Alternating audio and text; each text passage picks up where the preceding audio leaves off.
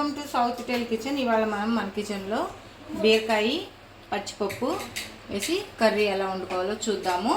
మనకు కావాల్సిన ఇంగ్రీడియంట్స్ దీనికి బీరకాయలు. నేను ఇక్కడ 1 కేజీ బీరకాయలు తీసుకున్నాను.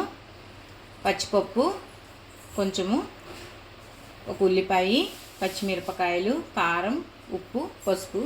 ఇవే ఫ్రెండ్స్ మనకు కావాల్సిన ఇంగ్రీడియంట్స్. చాలా సింపుల్ అంటే ఫాస్ట్గా ఈ కర్రీని మనం కుక్ చేసేసుకోవచ్చు. దీన్ని ఎలా తయారు చేసుకోవాలో ప్రాసెస్లోకి వెళ్ళిపోదాం. రెడీగా మొత్తం వద్దు, లైట్గా పీల్ తీసుకుందాము.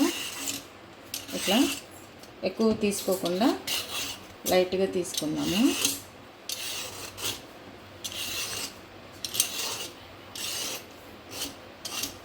ఇట్లా లైట్గా పీల్ తీసేసుకొని 2 సైడ్స్ కట్ చేద్దాం. ఇట్లా అన్నింటికి ఇట్లానే కట్ చేసి పక్కన పెట్టేసుకున్నాం పీల్ తీసి. ఓకేనా? ఇప్పుడు అన్ని బీరకాయలు ఇలా తీసేసుకున్నాం కదా. ఇప్పుడు ఇట్లా చిన్న చిన్న ముక్కలు కట్ చేసుకున్నాం బీరకాయని. ఇలాగా బీరకాయ ముక్కల్ని చిన్న చిన్న ముక్కలు కట్ చేసుకున్నాం కదా. ఇప్పుడు ఉల్లిపాయ 1, 2 పచ్చిమిరపకాయలు, ఇవి కూడా చిన్నగా కట్ చేసుకొని పక్కన పెట్టుకుందాం. కట్ చేసుకోవాలి ఉల్లిపాయలు. ఇప్పుడు మనం పొయ్యి వెలిగించుకొని కడాయి పెట్టుకుందాం, ప్యాన్. దీనిలో ఫస్ట్ ఆయిల్ పోసుకుందాము. ఎక్కువ ఆయిల్ అవసరం లేదు. దీంతో ఒక 2 స్పూన్స్ ఆయిల్ వేస్తాను నేను.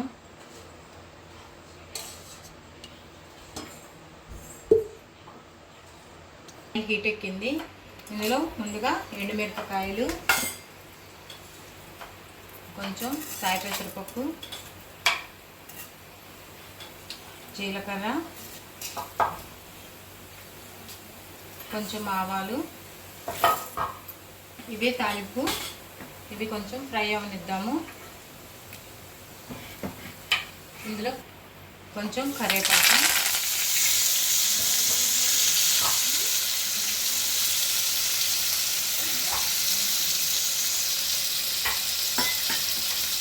కొంచెంసేపు వీటిని కూడా ఆనియన్స్తో పాటు ఫ్రై చేద్దాము.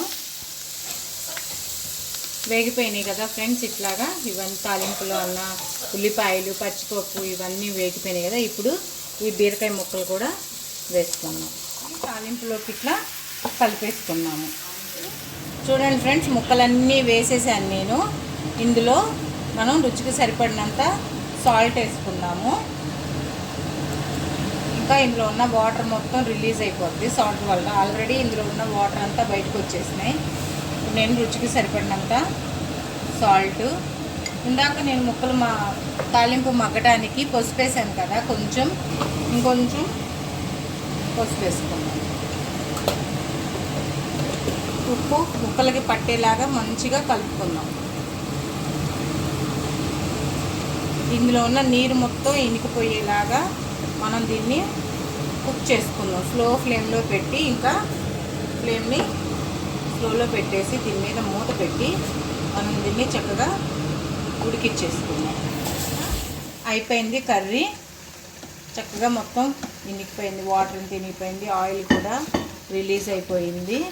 ఇంకా ఇంతే ఫ్రెండ్స్, దీన్ని మనం డిష్ అవుట్ చేసుకుందాం. ఇప్పుడు ఎంతో రుచికరమైన బీరకాయ పచ్చిపప్పు కర్రీ రెడీ అయిపోయింది ఫ్రెండ్స్. మీకు కనుక నేను చేసిన వంటలు నచ్చినట్లయితే ప్లీజ్ లైక్ చేసి షేర్ చేయండి, ఫాలో చేయండి.